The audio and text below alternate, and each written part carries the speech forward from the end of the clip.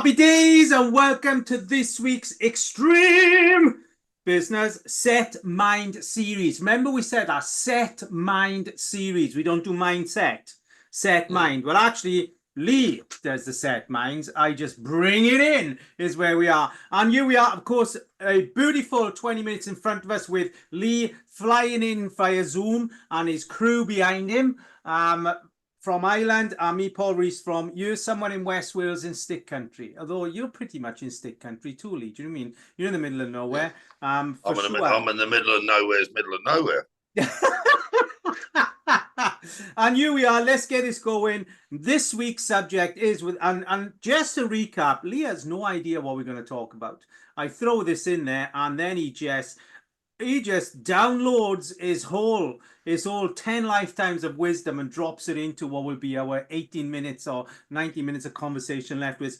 How panic driven is your pricing of your services? Now, this is a big one because in this, right, you know, we're all, no, I'm going to say no, we're all, because I'm a disbeliever in reduce to increase.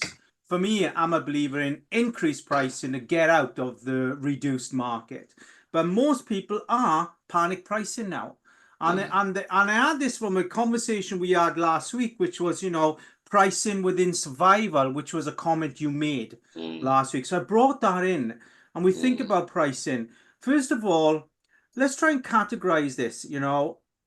What should we be aware of within ourselves before we make a price? What should we be aware of in comparison? Because people comparison price, but not even know if the price they comparison to is actually the right price anyway. And I learned that from you. And so on and so on. But let's start with the emotional pricing, Lee. Let's go there first. Well, there's so many different aspects to it, even with like the emotional part, because sometimes it's not an emotion, it's a feeling, but I think too many feelings are categorized in the emotional part, where if it's a communication problem, as in we don't feel comfortable communicating our pricing, or we feel scared, or we're worried when we communicate our pricing, they're not nothing to do with emotion. Wow. Right, I'll tell you why. Worry is where we think something and we trigger the internal fight, flight, freeze. See, uncomfortable, the term uncomfortable is a biological term. Yeah. You're not an emotional term. So it's not our emotions getting in the way of our pricing. And we may have had it thought through. We may have done all our client avatar. We might understand the gap between where they are and where they want to be. We may have done a negative ROI, as in where the end user, the prospect, is aware of how long they've had the problem, how much it's affecting them, whether that be in their autonomy as a human or whether that be in their business, and put a negative ROI on how much they're losing because they're not dealing with the problem. Yeah. Wow. So they may have done all of that and still feel uncomfortable. And empathy can be one of the things that get in the way of it, because they tell us their story. We empathize where they are, and then we feel sorry for them. Wow, empathy pricing. I've never looked at it that way. And we feel sorry for them. And then sometimes it's nothing to do with us. It could be to do with how we've internalized their data. Oh, Paul's a good guy. All right, I really like to help you, Paul. I know I can help you. But some people, their weakness, their victimhood is their strength. And some people gain so much by not gaining anything at all. Yeah, and some people are very good at, and not consciously. It's not that they're a toxic person. Is somebody that is aware of what they do. Even some of the stuff in the marketplace of persuasion or influence is quite toxic. It doesn't matter who's written the book. It's a toxic way of looking at the world.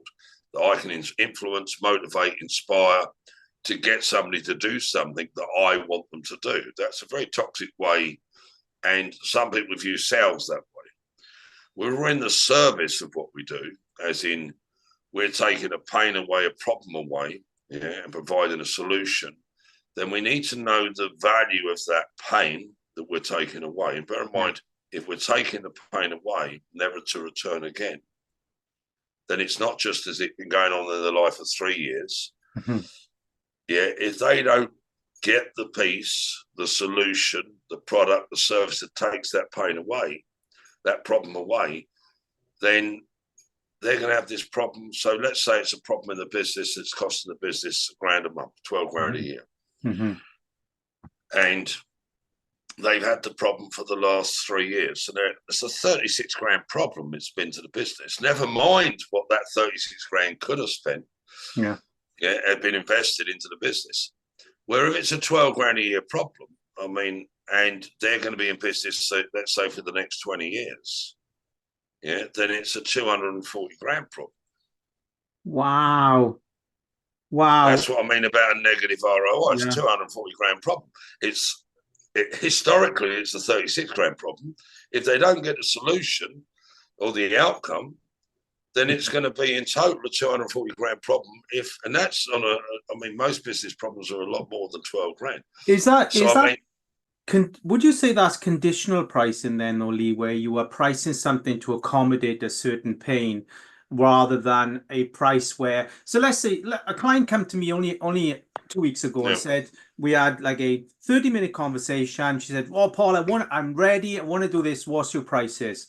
I said, well, here's what I'm going to do. I'm going to share my screen with you. I'm going to take you straight to my website. I'm going to take you straight to my service page. I did that, pull up, I said, there's my 3 products. Said, I'm going to recommend this product to you. That's the price for it.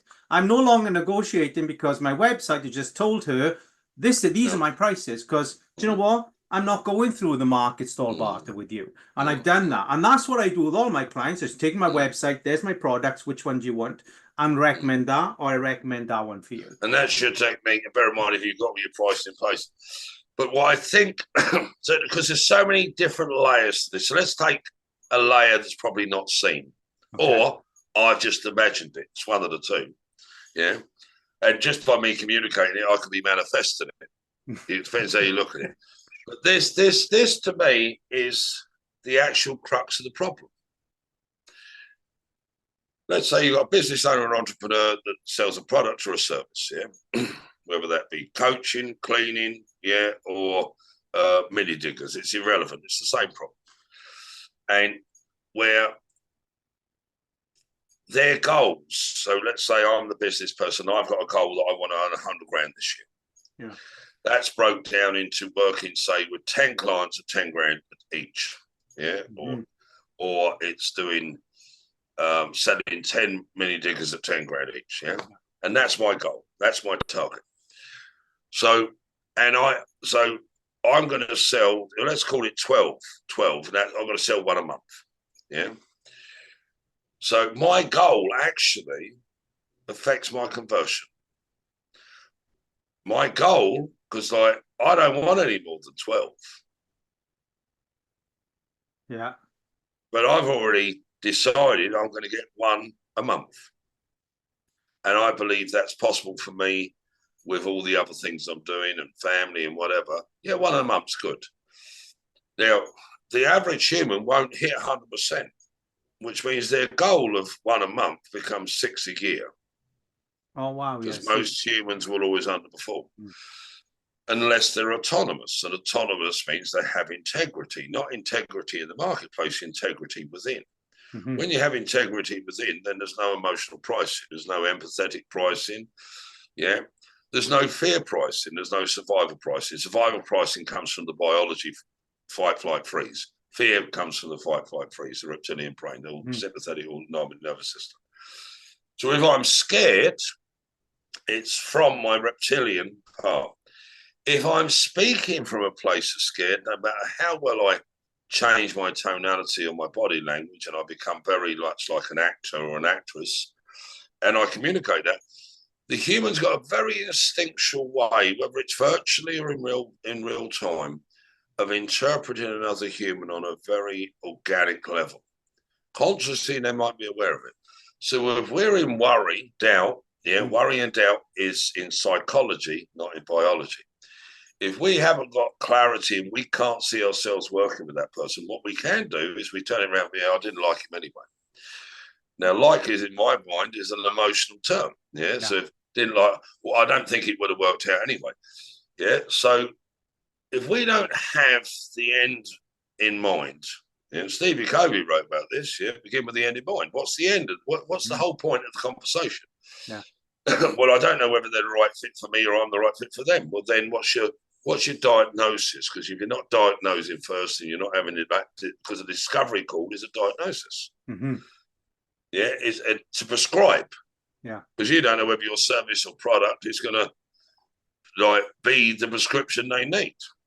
So first of all, you've got to have, where are they? What pains, problems are they going through? Mm-hmm. Why do they think, or why do they imagine that you can help? Or what is it they feel that you're the person? You know, I've looked at so many coaches, and I hear all the time, I know you're the one for me. But when they know I'm the one for them, they also know that I ain't going to chump change myself out. Because what I do, you can't get on a supermarket shelf. So I've got no competition in the market. That sounds very egotistic, but it ain't. It's fact. I've got no competition at the level I play at. And my history supports that. It's not an ego thing. And anyone that actually sees me on stage or sees me work with people, yeah, I can move people really quick.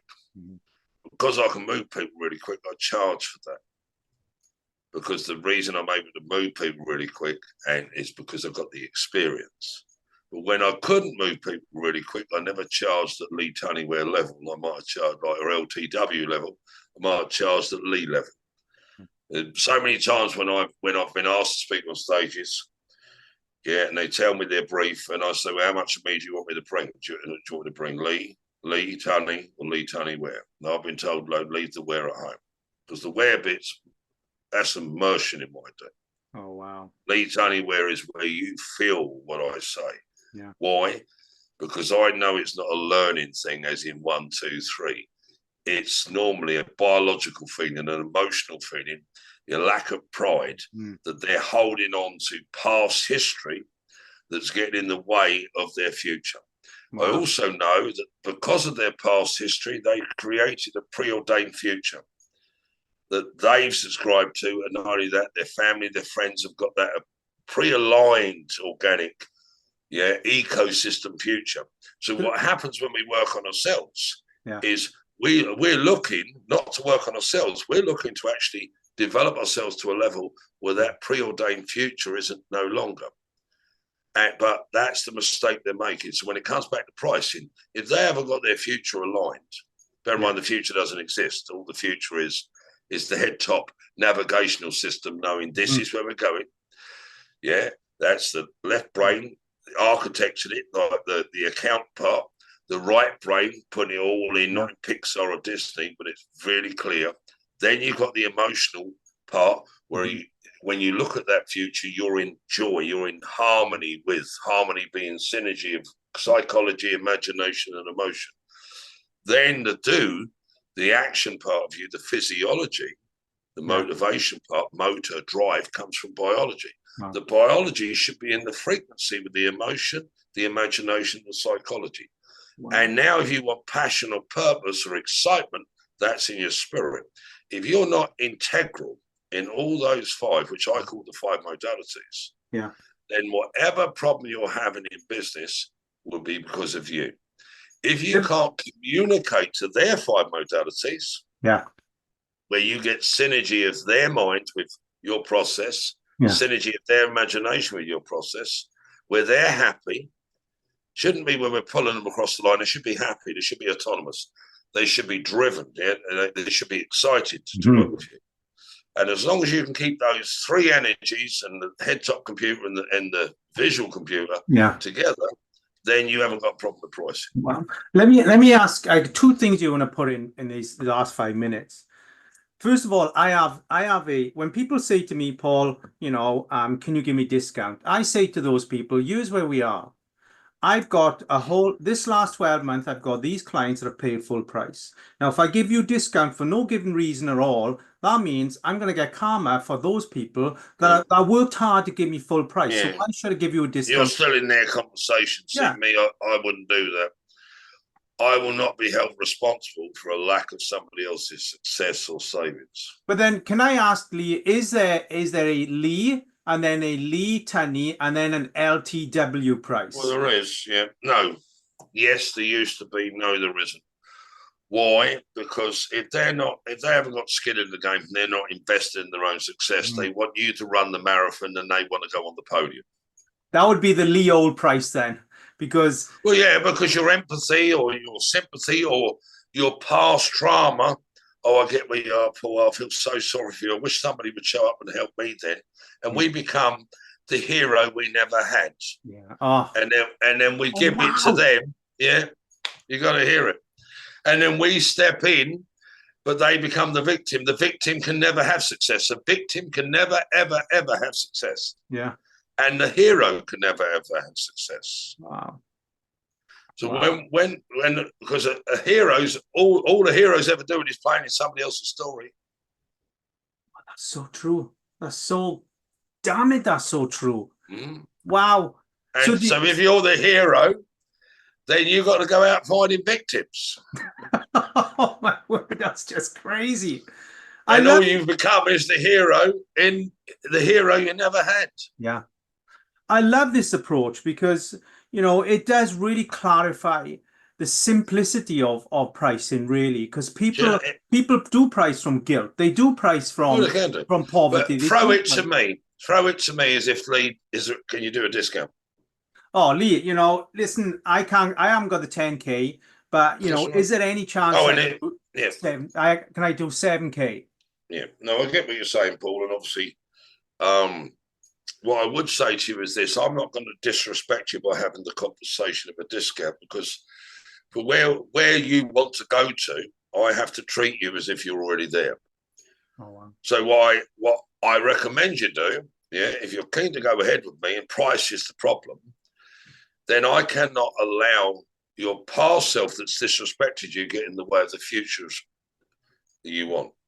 So what I recommend you do, what I can do is I can take a deposit today, yeah, because you're looking at the money you've got now, the 10K. Yeah. I can take 5,000 today and you can pay the next 5,000 off over the next 5 months. Because other than that, there's no discount. Because sorry, now, if you need a lesson on that, yeah, if you need a lesson on that, that lesson's going to cost you $2,000 more. Oh wow. And you're so right. People are paying from the place they are now, not from where they're going to be with the LTW experience. Well, how confident is this problem? See, if they haven't got the money, yeah, some people say you're too expensive, yeah, and they're holding you responsible for the lack of their success. Wow. Some people will say, I can't afford you, which means they're holding themselves responsible for the lack of their success. Yeah. Yeah. I deliver results, which means I'm an investment, I'm not an expense. So if I'm working with a corporate company, the corporate company, I'm a business asset and also a business write-off. They're all going to pay me or they're going to pay tax. Yeah. Well, sometimes I go into rooms and the $10,000 for, say, 6 months. Yeah. Mm-hmm. I don't get paid that. I've been paid 20 or 30 grand for a morning's work. Mm-hmm. Because I can go in and work with 20 or 30 or 40 salespeople and I can literally increase their balance sheet while I'm in the room with them. Wow. Yeah, wow. Yeah, so it depends on your skill set. It's what the result they want. And if their ideal client avatar, and a company I worked with not so long ago, their ideal avatar was worth 1.3 million to them. We started at 9 a.m. in the morning. They had 38 or 37, I think, salespeople. And I told them to turn all their phones off. They knew the rules we went in, but I haven't got full concentration, full commitment, then there's no point you being in the room. If by chance you've got a life-changing experience coming up, a birth, whatever, then don't be in the room. Yeah, we're fully committed. From 9 to 12 a.m., 12 p.m., we worked a list. By 3 p.m., there was 13 million on the balance sheet with potential sales. Wow. That was 10 clients. So the point is that after lunch, they were on the phone. Yeah. Action, action, action. Too many people think, imagine, feel, action, action, action. But yeah, you're better off to do something than do nothing. Yeah. So success is not thinking. A lot of people spend weeks thinking about something and minutes doing it. Yeah. And when they do it, yeah, the bit they're scared of is the experience of doing. You're better off to have the experience than have the knowledge. I prefer to have an experience than a book any day. Wow. Because the experience will teach me in the now. But if I'm not confident to stand on my own 2 feet and express myself in real time, or take the data and hear it, empathize with it, and feed it back in a cohesive way that enables them to have a better future, then what's the point of me doing what I do? So I'll leave you with this. Yeah, success is not overthinking. It's not overfeeling, or it's not overimagining. It's doing an action congruent with the future you want, over and over and over again. Wow. So we're not necessarily the same action, but if you don't do an action and you expect somebody else to, then you're pulling for the procrastinators and failures toolkit. So today, if you've been putting stuff off or choosing the color of your logo for your website or waiting for your landing page, the landing page and the logo ain't going to do nothing for you, however much it costs you. It's the action that goes with that logo. Get into money now rather than waiting for your website, waiting for your landing page, waiting for your tripwire. Make the calls. Yeah. Don't have like cups of tea and ginger nut meetings. What's the point in the meeting? Yeah. What's the outcome you want? Because if you're not creating the outcome, all you're doing is putting your future on hold.